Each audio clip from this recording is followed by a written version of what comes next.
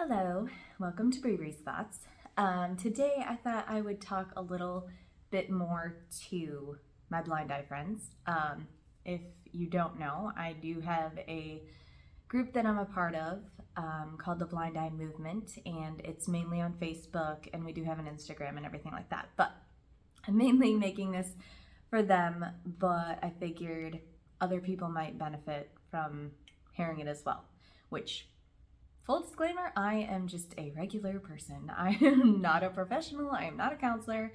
I am, nobody special. Not to knock myself down, but I'm just a regular person who just happened to go through a lot of things. And I figured, a lot of us think that we don't really have anything to offer the world, or, if we're not famous, then what good are we? Or, if we're not something super extravagant or makes a ton of money, then what's the point of us?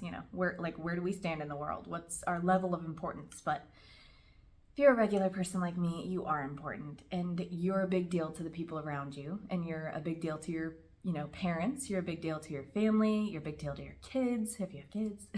You're a big deal to your spouse. So just remember, you are enough of a reason to just be in this world, and you have plenty to offer. So I don't know why I'm going on that tangent, but anyways, probably talking to myself.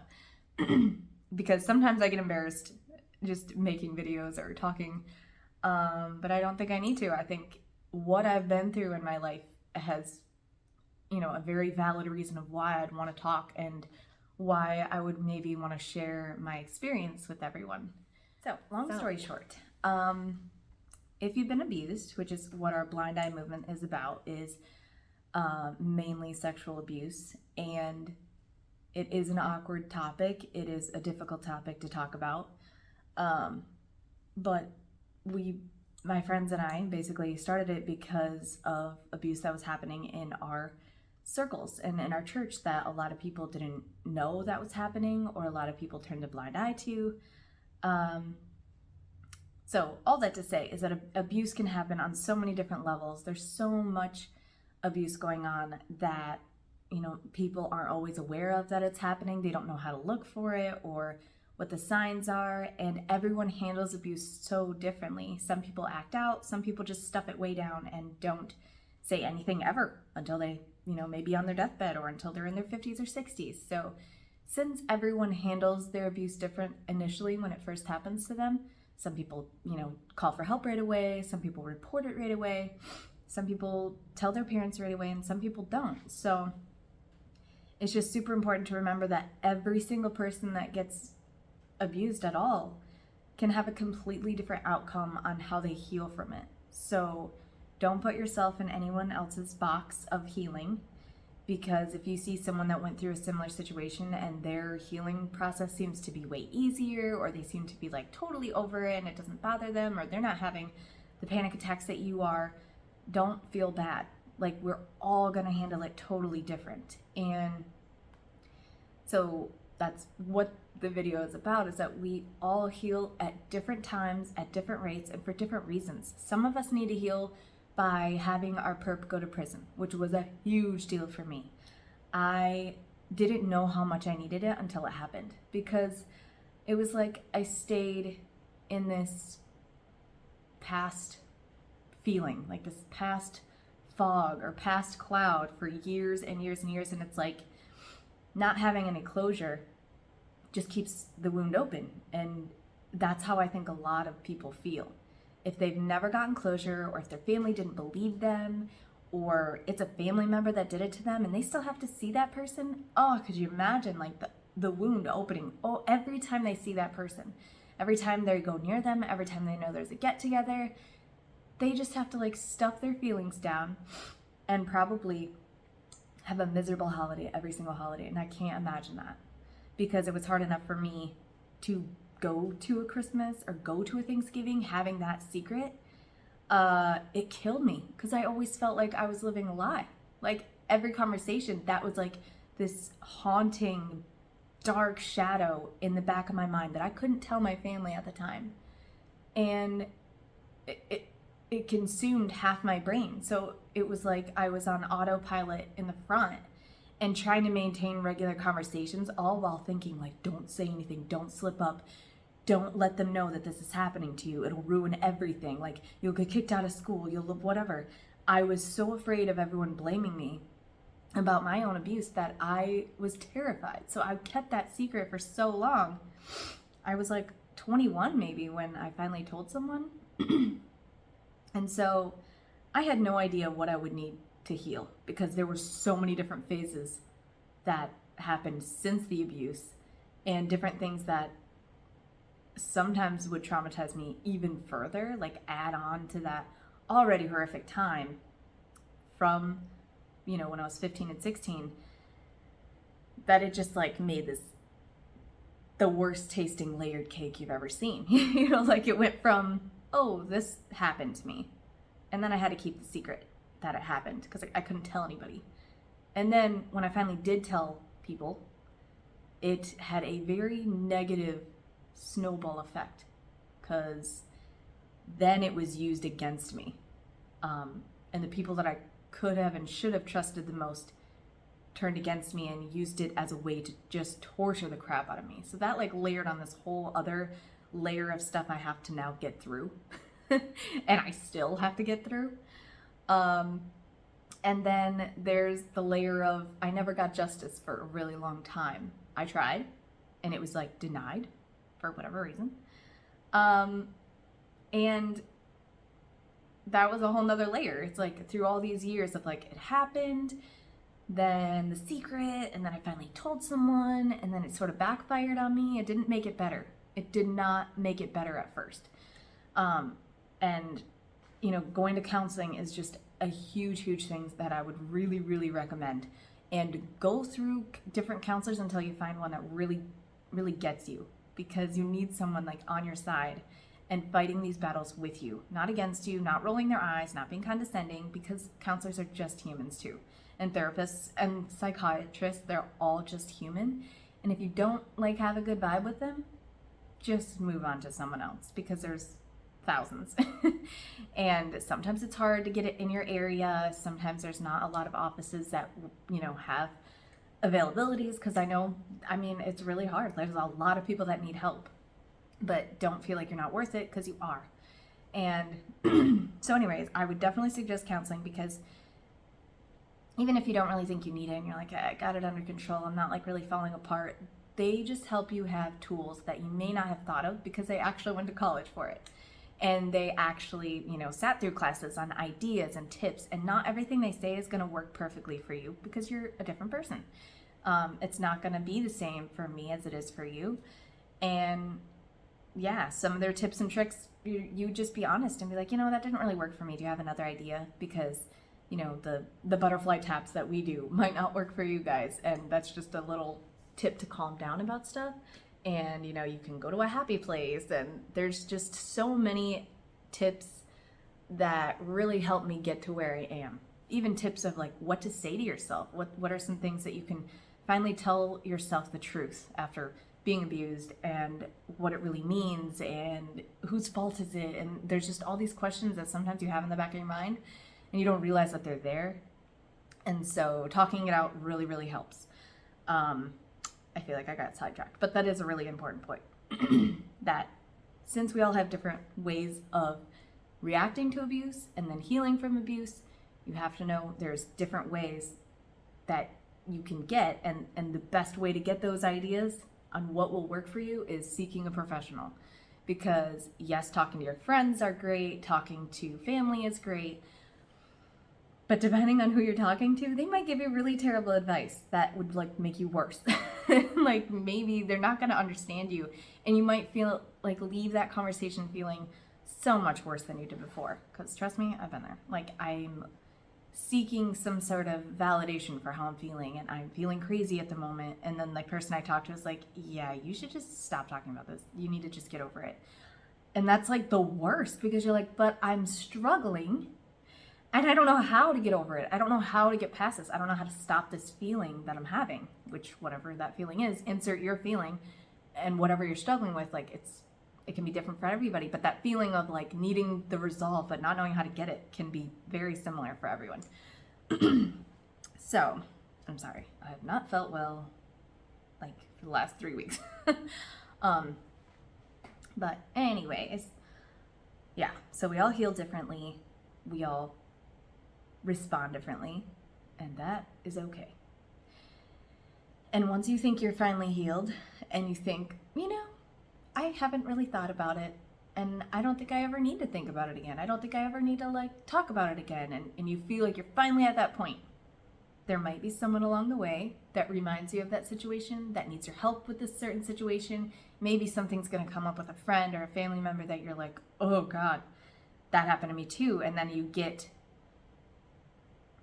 thrown back in all these memories. And that is what happened to me just in this last 2 weeks, because I'm trying to help some friends with a similar situation. And, it's very scary in a way how something that happens to you can affect you so much, to your core, that you have no control over how it affects your body and your mind and your heart, because it literally just took me way back to everything. Because I rewatched a video of me talking about the stuff and the court stuff, and I was rereading my statement because I had to make a victim statement for court. And just reading my own paperwork really freaked my brain out. All of a sudden I just started breathing heavy and panicking a little bit, and your heart just starts pounding out of your chest, and it's you're back to square one. And it's very strange to feel yeah, I think I'm pretty much over this, and it doesn't really bother me that much. I don't think about it as much. I think I'm pretty much healed, and you're yay, I've reached the point where I've been looking for all these years to finally move past it. Because once I got justice and my perp went to prison, it was a huge weight off my shoulders. And I totally felt like I moved so far ahead in the healing process. And I like the word healing better than move on, because it just, move on to me is very condescending. And it's I feel like the people that are saying that are the ones that are we don't know how in the world you are dealing with this. We don't know how in the world you're feeling, and we don't want to deal with this. So you just need to move on from that. I can't talk about this anymore. And it could be very true, because when you haven't been through a certain situation, you don't need to talk about it. You're dude, get over it. Stop. Then I'll probably do a whole nother video on people that should stop talking about certain things. That maybe, yeah, that's just a whole nother subject I'll talk about in another video. Probably not for blind eye stuff, but for the other people.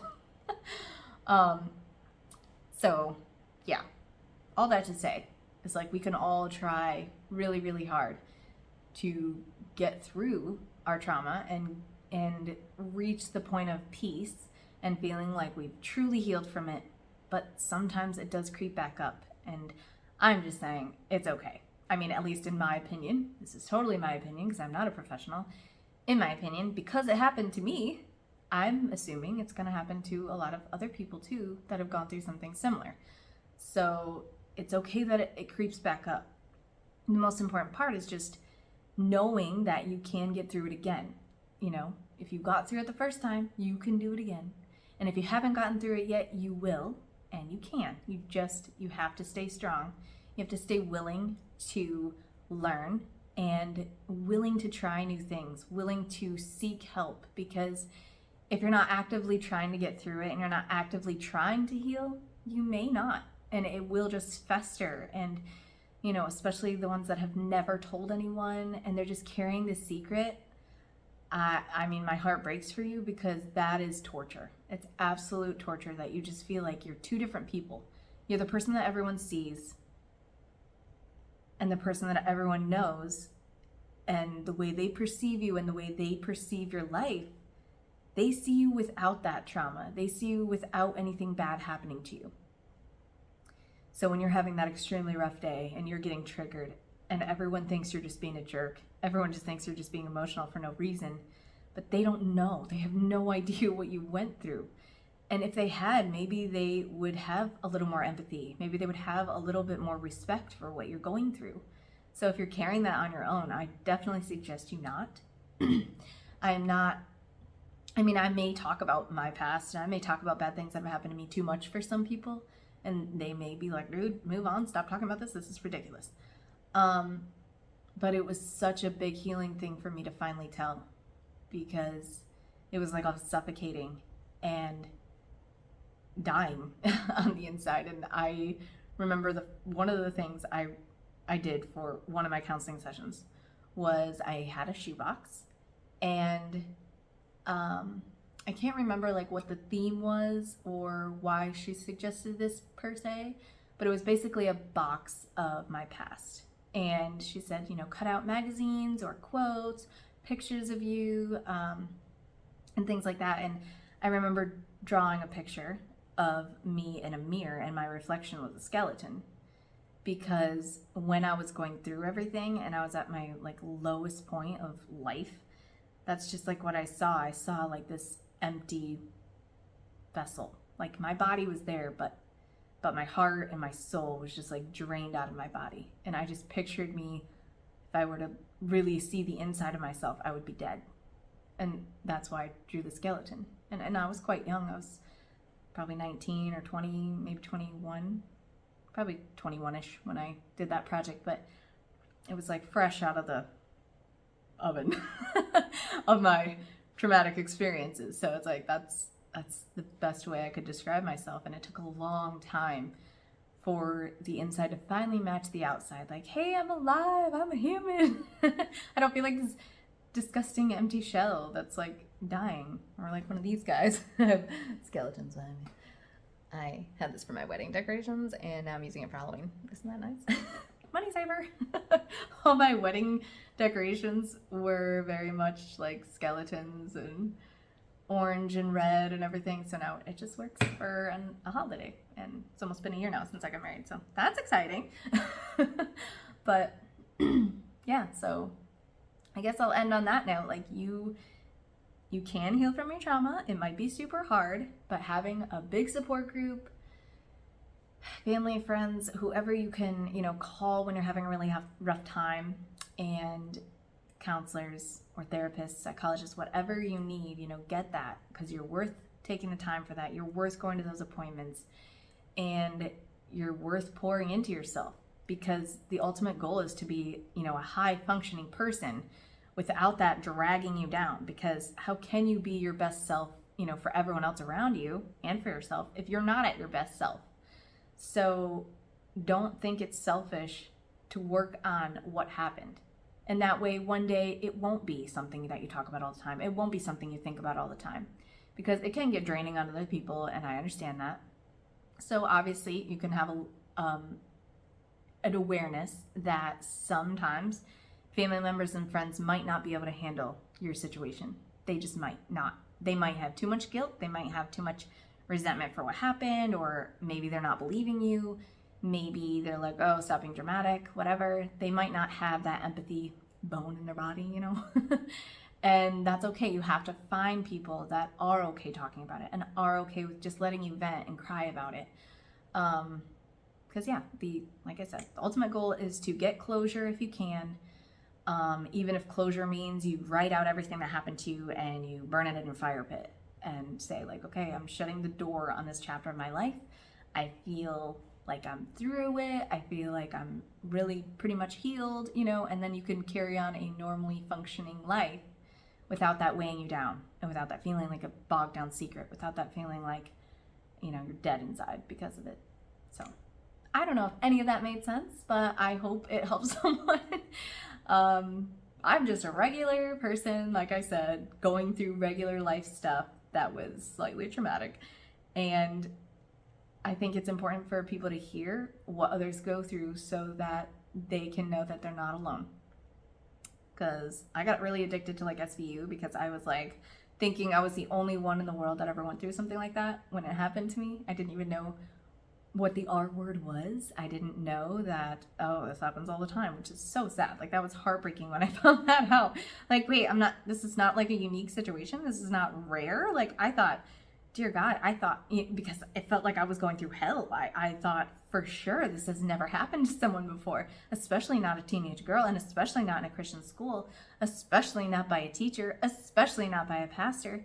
So I thought, no way has this ever happened to anyone. and I didn't even know what it was called. I didn't know what was happening to me. I just knew it felt horrible, and I knew I needed help but couldn't get it. Yeah. So if you have any questions, feel free to comment or message me, whatever. I'm open to talk, and I hope that you can get the help that you need. I hope that you can get the healing that you need, and yeah, good luck. Bye.